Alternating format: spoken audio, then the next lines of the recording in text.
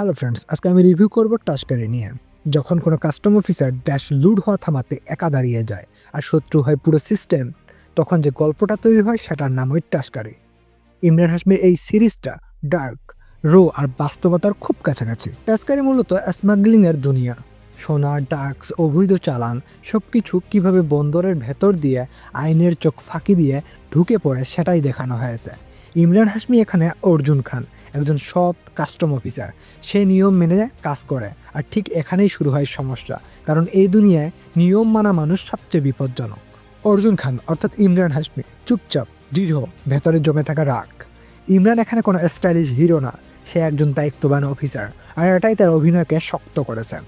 Iqbal Sheikh villain, smuggling সিন্ডিকেটের মাথা, বাইরে ভদ্র, ভেতরে ভয়ঙ্কর। পুরো সিস্টেম তার পকেটে, ভিলেন হিসেবে যথেষ্ট ভয় ধরায়। ডিসিপি রাও সিস্টেমের প্রতীক, জানে সব তবুও চোখ, বিশ্বাসঘাতক চরিত্র।